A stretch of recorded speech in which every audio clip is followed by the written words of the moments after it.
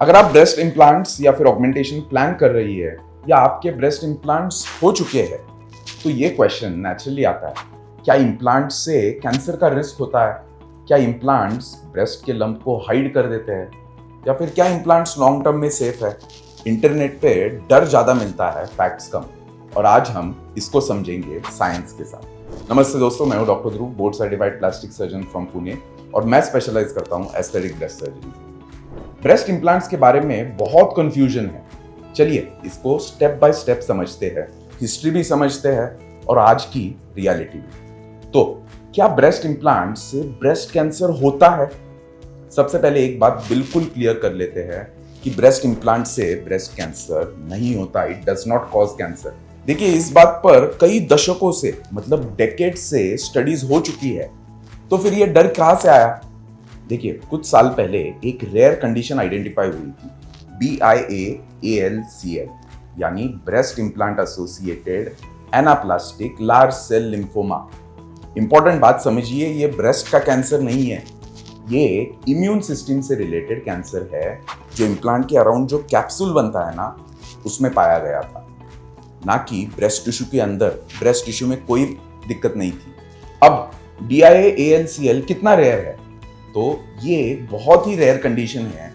ये condition 2011 to 2016 के बीच में मेडिकल लिटरेचर में आइडेंटिफाई हुई थी। जो केसेस रिपोर्ट हुए थे वो mostly 1990s too early 2000s के बीच में लगाए गए older generation of textured implants के साथ देखी गई। इसके बाद 2019 में हाई रिस्क टेक्सचर्ड इम्प्लांट्स दुनिया भर में फेज आउट किए और रिकॉल किए गए और बैन भी कर दिए। एक और इम्पॉर्टेंट बात समझिए, दुनिया भर में हर टेक्सचर्ड इम्प्लांट्स लगवाने वाली महिलाओं को ये कैंसर नहीं हुआ था। रियलिटी ये है कि करोड़ों इम्प्लांट्स जो दुनिया भर में लगाए गए थे, उनमें से सिर्फ बहुत ही छोटा फ्रैक्शन 1% से भी कम केसेस इसमें रिपोर्ट हुए थे। और आज हम स्मूथ और नैनो टेक्सचर्ड इम्प्लांट्स यूज करते हैं जिनका BIAALCL के साथ कोई क्लियर एसोसिएशन नहीं मिला है स्टडीज में। आज के टाइम पे स्मूथ इम्प्लांट्स और मॉडर्न टेक्निक्स के साथ ये रिस्क एक्सट्रीमली लो होता है, ऑलमोस्ट जीरो के बराबर। अब नेक्स्ट टॉपिक पे बात करते हैं, कितना कॉमन और सेफ है ब्रेस्ट इम्प्लांट, सिलिकॉन इम्प्लांट्स। यहाँ एक इंपॉर्टेंट रियलिटी चेक जरूरी है। सिर्फ आप देखिए, सिर्फ पिछले 2 सालों में पूरी दुनिया में लगभग 35 लाख से ज्यादा breast implant surgery safely perform हुई है और इंडिया में करीब 1 लाख से ज्यादा महिलाओं ने ब्रेस्ट इम्प्लांट सर्जरीज की है। इसका मतलब सिंपल है, ब्रेस्ट इम्प्लांट्स कोई रेयर या एक्सपेरिमेंटल प्रोसीजर नहीं है, ये एक well established, well studied surgery है जो दुनिया भर में रोजाना की जाती है। अब क्या इम्प्लांट से कैंसर हाइड होता है? ये भी एक कॉमन कंसर्न है। आंसर है नहीं, बिल्कुल भी नहीं। रेडियोलॉजिस्ट स्पेशली ट्रेंड होते हैं इम्प्लांट्स के साथ मैमोग्राम करने के लिए। स्पेशल टेक्निक्स और एक्स्ट्रा व्यूज लिए जाते हैं जिससे ब्रेस्ट टिश्यू क्लियरली दिखता है, चाहे इम्प्लांट प्रेजेंट हो या ना हो। सेल्फ एग्जामिनेशन भी बिल्कुल पॉसिबल होता है। ब्रेस्ट ऑगमेंटेशन में इम्प्लांट ब्रेस्ट टिश्यू के पीछे होता है, इसलिए अगर कोई लंप हो तो वो बिल्कुल आप फील कर सकते हो, कोई टेंशन की बात नहीं है। अब बात करते हैं, क्या इम्प्लांट्स फॉरएवर यानी जिंदगी भर आप रख सकते हो? ये भी क्लियर होना चाहिए। मोस्टली इम्प्लांट्स 15 से 20 साल तक या उससे भी ज्यादा बिना किसी प्रॉब्लम के चल सकते हैं। रिप्लेसमेंट तब होता है जब कोई इश्यू हो, जैसे रप्चर या फिर कैप्सुलर कॉन्ट्रैक्शन, या फिर पेशेंट चाहे कि साइज थोड़ा इंक्रीज या डिक्रीज करना है।